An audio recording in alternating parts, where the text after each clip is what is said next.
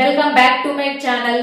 నేను ఈ వీడియోలో parts of computer and there functions next computer generations గురించి అయితే నేను మీకు ఈ వీడియోలో ఎక్స్ప్లెయిన్ చేయాలి అనుకుంటున్నాను. నేను ఆల్రెడీ లాస్ట్ వీడియోలో కంప్యూటర్ డెఫినిషన్ అండ్ క్యారెక్టరిస్టిక్స్ గురించి అయితే నేను ఫుల్ వీడియో అప్లోడ్ చేశాను. మీలో ఎవరైనా చూడకపోయిన వాళ్ళు ఉంటే నేను కింద డిస్క్రిప్షన్ లో లింక్ ప్రొవైడ్ చేస్తాను, వెళ్ళి చూడండి. ఇప్పుడైతే మనం టాపిక్ లోకి వెళ్ళిపోదాం.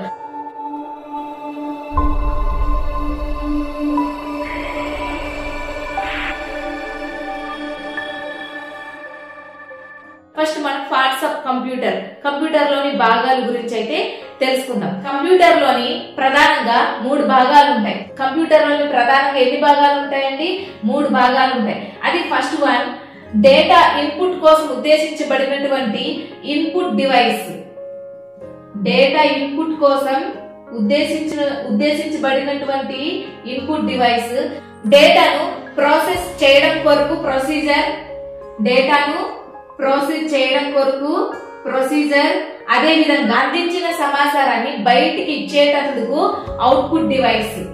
ఇచ్చిన సమాచారాన్ని బయటికి ఇచ్చేటందుకు output device.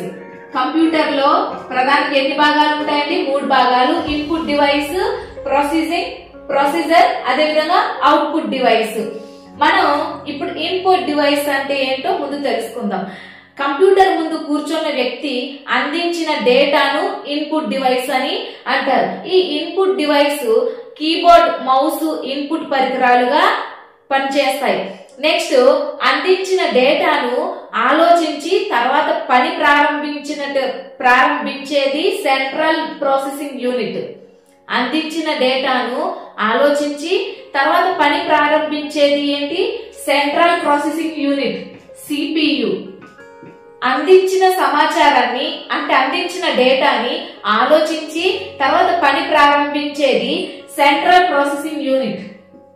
Central processing unit. Processing unit, central processing unit అంటే సిపియు. సిపియు అబ్రివేషన్ ఏంటంటే సెంట్రల్ ప్రాసెసింగ్ యూనిట్. డేటాను ఆలోచించి తర్వాత పని ప్రారంభించేది సెంట్రల్ ప్రాసెసింగ్ యూనిట్. మనకి ఇది కంప్యూటర్ కి బ్రెయిన్ లాగా పనిచేస్తుంది. ఇది కంప్యూటర్ కి బ్రెయిన్ లాగా పనిచేస్తుంది. కంప్యూటర్ కి సంబంధించిన పనులన్నిటిని దీంతోనే చేస్తుంది. ఇందులో 3 ముఖ్యమైన భాగాలు ఉంటాయి. ఇందులో ఎన్ని భాగాలు ఉంటాయండి? 3 ముఖ్యమైన భాగాలు ఉంటాయి. First one, arithmetic logic unit. Arithmetic logic unit.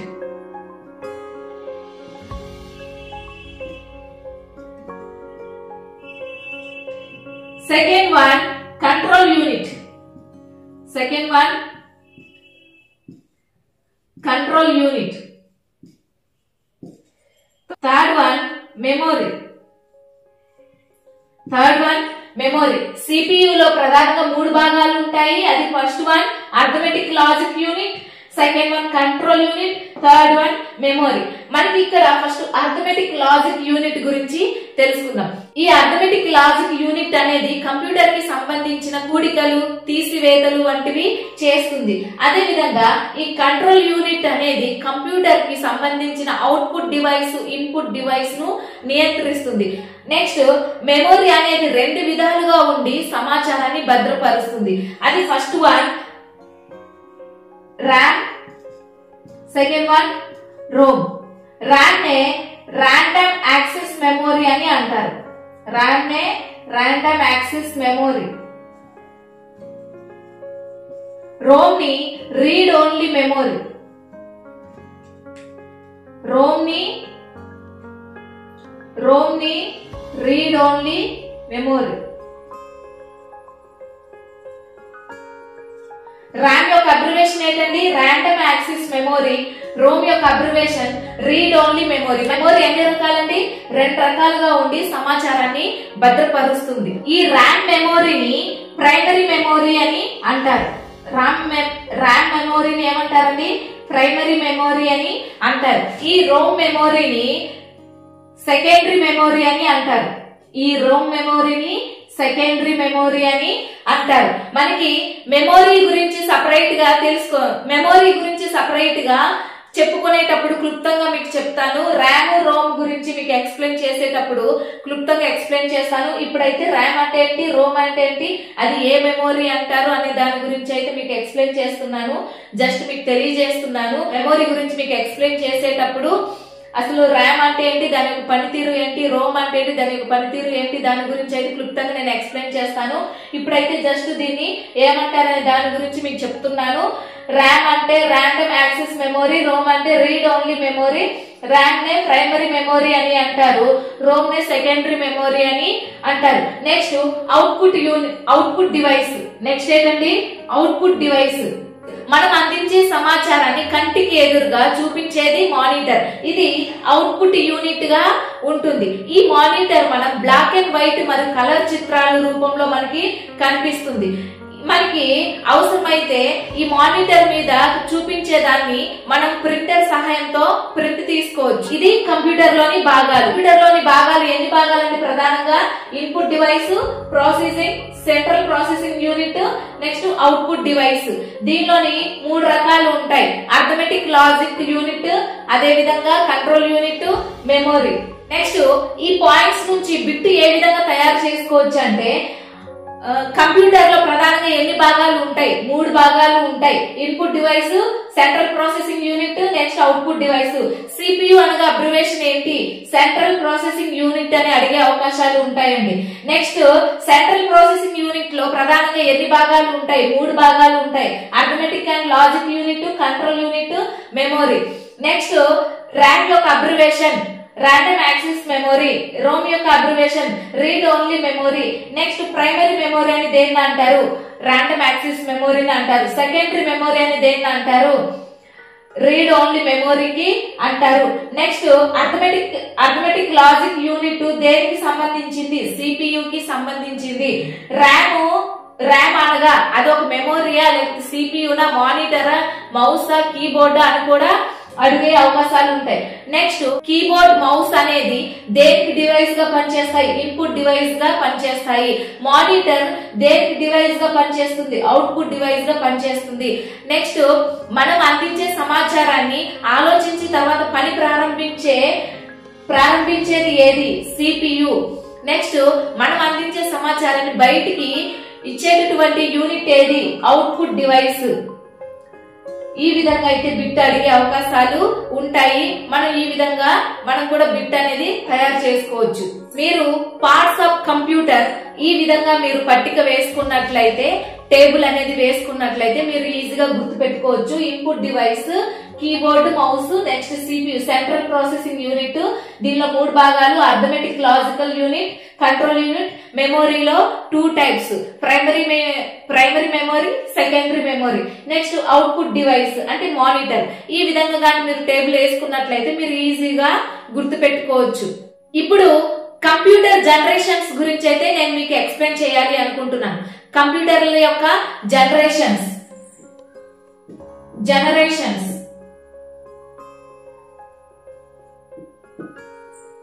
Computer నిర్మాణంలో ఉపయోగించిన పరికరాలు ఆధారంగా, అదేవిధంగా అవి పనిచేసే సామర్థ్యాన్ని పరంగా కంప్యూటర్లు అనేవి 5 తరాలుగా వర్గీకరించారు. ఎన్ని తరాలుగా వర్గీకరించారండి, 5 తరాలుగా కంప్యూటర్లని వర్గీకరించారు.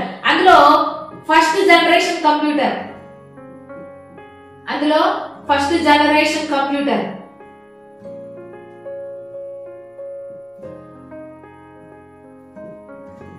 కంప్యూటర్ నిర్మాణంలో ఉపయోగించే పరికరాల ఆధారంగా మరియు కంప్యూటర్ పనిచేసే సామర్థ్యం పరంగా 5 తరాలుగా వర్గీకరించారు.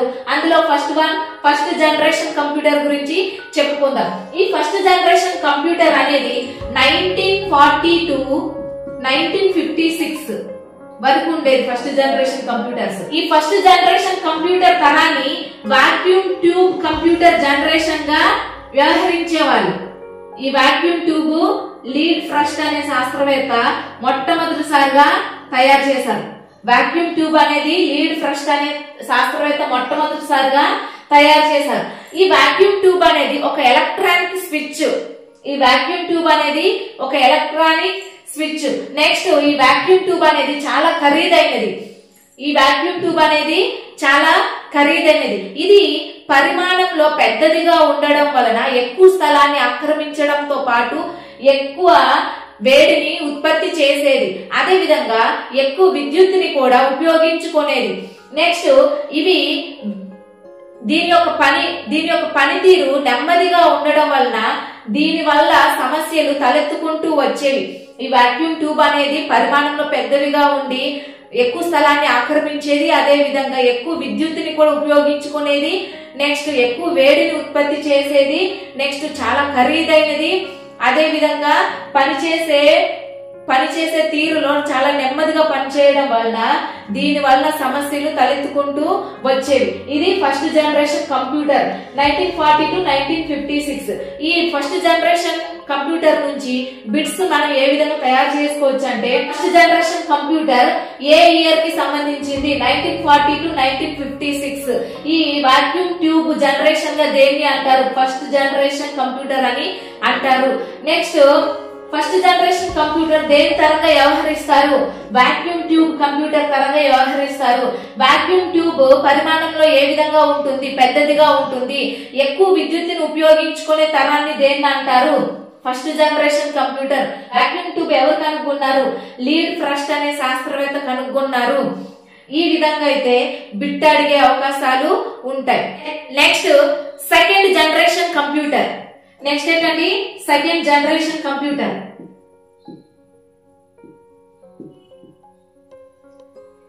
సెకండ్ జనరేషన్ కంప్యూటర్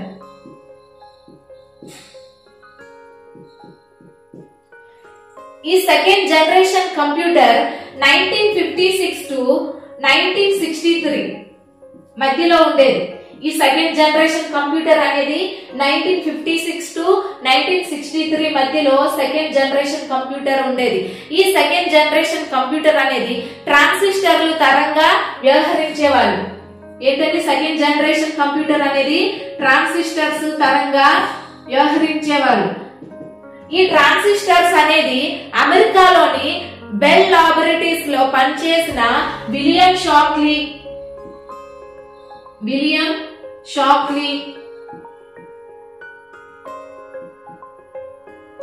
అదే విధంగా జాన్ బర్డెన్,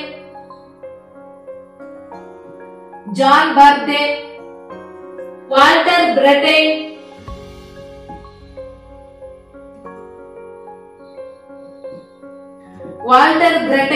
అనే శాస్త్రవేత్తలు ఈ ట్రాన్సిస్టర్ ను అభివృద్ధి చేశారు. అమెరికాలోని బెల్ లాబొరేటరీస్ లో పనిచేసినటువంటి William Shockley, John burden, Walter బ్రెటైన్ అనే శాస్త్రవేత్తలు ఈ ట్రాన్సిస్టర్లను అభివృద్ధి చేశారు. ఈ ట్రాన్సిస్టర్స్ పరిమాణంలో చిన్నవిగా ఉండడం వలన, అదే విధంగా విద్యుత్ తక్కువగా ఉపయోగించుకోవడం వలన, నెక్స్ట్ తక్కువ స్థలాన్ని ఆక్రమించడం వలన, వేగంగా పనిచేయడం వలన ఇవి వాక్యూమ్ ట్యూబ్ స్థానంలో ఆవిష్కరించబడ్డాయి. నెక్స్ట్ ఖరీదు తక్కువగా ఉండడం వలన ఇవి వాక్యూమ్ ట్యూబ్ స్థానంలో ఆవిష్కరించబడ్డాయి. ఈ ట్రాన్సిస్టర్స్ ఏ విధంగా ఉండేవండి?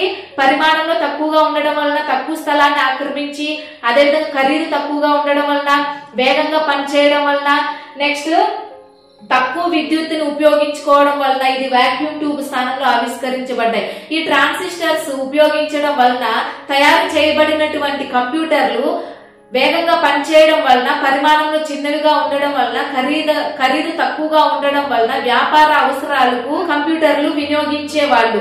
నెక్స్ట్ ఈ సెకండరీ జనరేషన్ కంప్యూటర్ నుంచి మనం బిట్ ఏ విధంగా తయారు చేసుకోవచ్చు అంటే, 1956 నుంచి 1963 ఏ జనరేషన్ కంప్యూటర్ గా పరిగణిస్తారు? Second generation computer. Second generation computer దేనిగా వ్యవహరిస్తారు? ట్రాన్సిస్టర్స్ తరంగా వ్యవహరిస్తారు. నెక్స్ట్ అమెరికాలోని బెల్ లాబొరేటరీస్ లో పనిచేసినటువంటి ఏ శాస్త్రవేత్తలు ట్రాన్సిస్టర్స్ ను అభివృద్ధి చేశారు? William Shockley, John burden, Walter బ్రెటైన్ అనే శాస్త్రవేత్తలు ట్రాన్సిస్టర్స్ ను అభివృద్ధి చేశారు. పరిమాణంలో చిన్నవిగా ఉండి అత్యంత వేగంగా పనిచేసి తక్కువ స్థలాన్ని ఆక్రమించి తక్కువ విద్యుత్తుని ఉపయోగించుకొని తక్కువ వేడిని విడుదల చేసినటువంటి తరాన్ని దేని తరంగా వ్యవహరిస్తారు? ట్రాన్సిస్టర్స్ తరంగా వ్యవహరిస్తారు. ఈ విధంగా అయితే మనం బిట్స్ అనేవి తయారు చేసుకోవచ్చు. Next third generation computer. Next ఏంటండి? Third generation computer. Third generation computer.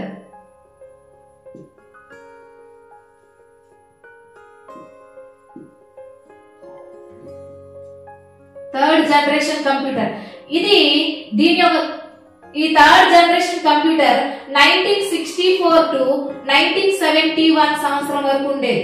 1964 to 1971 year third generation computer ఉండేది. ఈ third generation computer mini computer తరంగా పిలువబడే కంప్యూటర్ కాలాన్ని ఇంటిగ్రేటెడ్ సర్క్యూట్ తరంగా వ్యవహరించేవాళ్ళు. ఇంటిగ్రేటెడ్ సర్క్యూట్ తరంగా ఈ థర్డ్ జనరేషన్ కంప్యూటర్ కాలాన్ని వ్యవహరించేవాళ్ళు. ఇంటిగ్రేటెడ్ సర్క్యూట్ మూడవ తరం కంప్యూటర్ కాలాన్ని ఇంటిగ్రేటెడ్ సర్క్యూట్ తరంగా వ్యవహరించేవాళ్ళు.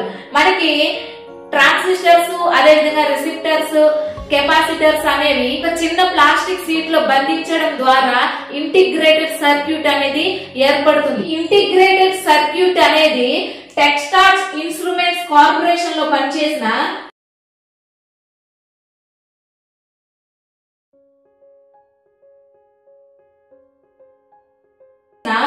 జాక్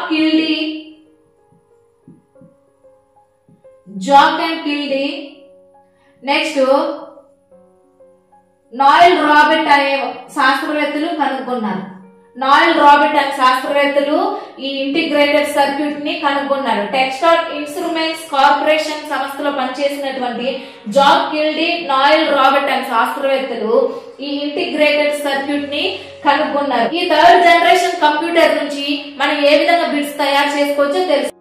థర్డ్ జనరేషన్ కంప్యూటర్ ఏ కాలానికి చెందినవి? 1964 to 1971. Next third generation computer దేనిగా వ్యవహరిస్తారు? ఇంటిగ్రేటెడ్ సర్క్యూట్ తరంగా వ్యవహరిస్తారు. నెక్స్ట్ ఇంటిగ్రేటెడ్ సర్క్యూట్ ఎవరు కనుగొన్నారు? జాక్ కిల్డీ అండ్ నాయల్ రాబర్ట్ అనే శాస్త్రవేత్తలు కనుగొన్నారు. ఏ సంస్థలో పనిచేసే వాళ్ళు? టెక్స్టాల్స్ ఇన్స్ట్రుమెంట్స్ కార్పొరేషన్ సంస్థలో పనిచేసే వాళ్ళు. Next fourth generation computer. Next ఏంటండి? Fourth generation computer. Fourth generation computer. Fourth generation computer కాలాన్ని 1971 టు 1980 కాలం మధ్యలో ఉండేది. ఈ ఫోర్త్ జనరేషన్ కంప్యూటర్ 1971 టు 1980 మధ్య కాలంలో ఉండేది. ఈ ఫోర్త్ జనరేషన్ కంప్యూటర్ కాలాన్ని మైక్రో ప్రొసీజర్ కాలంగా వ్యవహరిస్తారు. మైక్రో ప్రొసీజర్ కాలంగా వ్యవహరిస్తారు. కంప్యూటర్ అంతటికీ అవసరమైన కరిక్యులం ని ఒకే ఒక సిలికాన్ చిప్ మీద తయారు చేయబడినటువంటి ఇంటిగ్రేటెడ్ సర్క్యూట్ ను మైక్రో ప్రొసీజర్ అని అంటారు. ఈ మైక్రో ప్రొసీజర్ తయారు చేయబడినటువంటి కంప్యూటర్ ని మైక్రో కంప్యూటర్ అని అంటారు. మైక్రో ప్రొసీజర్ తో తయారు చేయబడినటువంటి కంప్యూటర్ ని ఏమంటారండి? మైక్రో కంప్యూటర్ అని అంటారు. ఈ మైక్రో కంప్యూటర్ అనేది మొట్టమొదటిసారిగా 1976 లో మార్కెట్ లోకి విడుదలైంది. మొట్టమొదటిసారిగా మైక్రో కంప్యూటర్ అనేది మొట్టమొదటిసారిగా 1976 లో విడుదలైంది.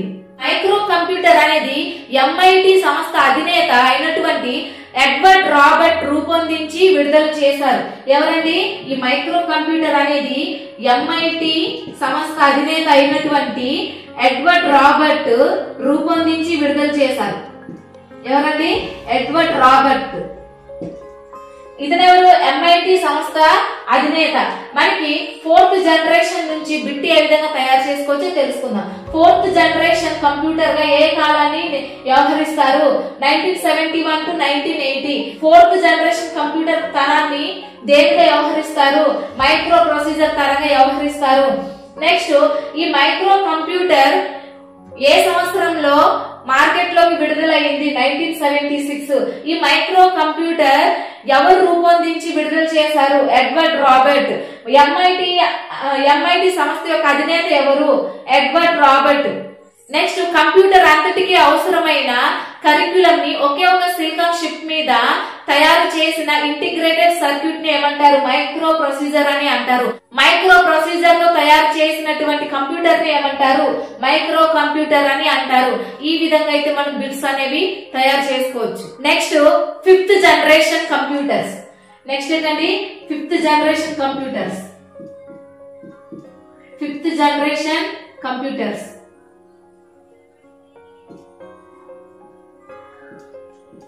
Fifth generation computers. ఈ ఫిఫ్త్ జనరేషన్ కంప్యూటర్స్ కాలము 1981 టు నేటి వరకు. ప్రస్తుతం 1981 టు ప్రెజెంట్ కాలాన్ని ఫిఫ్త్ జనరేషన్ కంప్యూటర్స్ అని అంటారు. ఈ ఫిఫ్త్ జనరేషన్ కంప్యూటర్ నే సూపర్ కంప్యూటర్ జనరేషన్ కాలంగా వ్యవహరిస్తారు. సూపర్ కంప్యూటర్ జనరేషన్ కాలంగా పిలుచుకోవచ్చు. ఈ ఫిఫ్త్ జనరేషన్ కంప్యూటర్ తరాన్ని ఏమంటారండి సూపర్ కంప్యూటర్ జనరేషన్ కాలంగా మనం పిలుచుకోవచ్చు. సూపర్ కంప్యూటర్ జనరేషన్ కాలంగా మనం పిలుచుకోవచ్చు. దీన్నే కృత్రిమ మేధస్సు అని కూడా మనం పిలుచుకోవచ్చు. కృత్రిమ మేధస్సు. కృత్రిమ మేధస్సు అని కూడా మనం పిలుచుకోవచ్చు. ఈ సూపర్ కంప్యూటర్స్ ఒక సెకండ్ కు 1000 కోట్ల ఆజ్ఞలను పాటిస్తారు. 1000 కోట్ల ఆజ్ఞలను పాటిస్తారు. వీటితో కంప్యూటర్స్ తనంతట తాను ఆలోచించుకునే జ్ఞానం అనేది ఈ తరంలోనే అభివృద్ధి చెందాయి. వీటితో పాటు కంప్యూటర్లు తనంతట తానే ఆలోచించుకునే జ్ఞానం అనేది ఈ తరంలోనే అభివృద్ధి చెందాయి. అందువలన మనిషి తెలివితేటలతో కంప్యూటర్లు పోటీ పడుతున్నాయి. అందువల్ల మనిషి తెలివితేటలతో కంప్యూటర్స్ కూడా పోటీ పడుతున్నాయి. ప్రస్తుతం ఇటువంటి కంప్యూటర్లని మనం ప్రయోగశాలల్లో, అదేవిధంగా కార్ల కంపెనీల్లో, హాస్పిటల్స్ లో, నెక్స్ట్ ఇంటి పనుల్లో రోబోల రూపంలో మనం ఉపయోగించుకుంటున్నాం. రాబోయే రోజుల్లో రోబోలు అనేవి తనంతట తాను అన్ని పనులు ఆలోచిస్తూ మనిషికి సహాయకారిగా పనిచేస్తాయి. చూసారు కదండి ఈ వీడియోలో parts of computer and there functions, next computer యొక్క జనరేషన్స్ గురించి అయితే నేను ఈ వీడియోలో ఎక్స్ప్లెయిన్ చేశానని అనుకుంటున్నాను. నేను ఏదైనా తప్పుగా ఎక్స్ప్లెయిన్ చేసి ఉంటే నాకు ఖచ్చితంగా కమెంట్స్ బాక్స్ లో కమెంట్ చేయండి. నేను మళ్ళీ దాన్ని రెక్టిఫై చేసుకొని మళ్ళీ మీకు ఎక్స్ప్లెయిన్ చేసే విధంగా ప్రయత్నం చేస్తాను. మనకి ఈ వీడియోలో అయితే computer generations, next parts of computers గురించి అయితే ఎక్స్ప్లెయిన్ చేశాను. Input device, output device, CPU, central processing unit, next memory గురించి అయితే ర్యామ్, రోమ్ గురించి అయితే మీకు జస్ట్ ర్యామ్ అంటే ఏంటి, రోమ్ అంటే ఏంటి, అది ఏ మెమొరీ అని జస్ట్ మీకు టచ్ అప్ ఇచ్చాను అంతే. నేను ర్యామ్, రోమ్, మెమొరీ గురించి మీకు ఎక్స్ప్లెయిన్ చేసేటప్పుడు ర్యామ్ గురించి, రోమ్ గురించి నేను మీకు ఫుల్ ఎక్స్ప్లెయిన్ చేస్తాను. అదే విధంగా నెక్స్ట్ కంప్యూటర్ జనరేషన్స్. మనకి కంప్యూటర్ జనరేషన్స్ 5 తరాలుగా వర్గీకరించారని చెప్పుకున్నాం. ఫస్ట్ జనరేషన్ కంప్యూటర్స్ ని వాక్యూమ్ ట్యూబ్ కంప్యూటర్ జనరేషన్ గా, సెకండ్ కంప్యూటర్ జనరేషన్ ని ట్రాన్సిస్టర్స్ గా, థర్డ్ జనరేషన్ ని ఇంటిగ్రేటెడ్ సర్క్యూట్ తరంగా, ఫోర్త్ జనరేషన్ ని మైక్రో ప్రొసెసర్ తరంగా, ఫిఫ్త్ జనరేషన్ ని సూపర్ కంప్యూటర్స్ గా చెప్పుకుంటారని మనం చెప్పుకున్నాము. ఈ వీడియో కానీ మీకు నచ్చినట్లయితే ప్లీజ్ లైక్ చేయండి, షేర్ చేయండి. ఇంకా మరెన్నో యూస్ఫుల్ ఇన్ఫర్మేషన్, ఇంపార్టెన్స్ టాపిక్స్ మీకు ఎక్స్ప్లెయిన్ చేస్తూ ఆ టాపిక్ కి సంబంధించిన బిట్స్ అనేవి మీకు అందిస్తూ ఉంటాను. మీ సపోర్ట్ నాకు ఎప్పుడు ఉండాలని కోరుకుంటూ మళ్ళీ ఒక మంచి వీడియోతో మళ్ళీ కలుద్దాం. Thank you so much to all.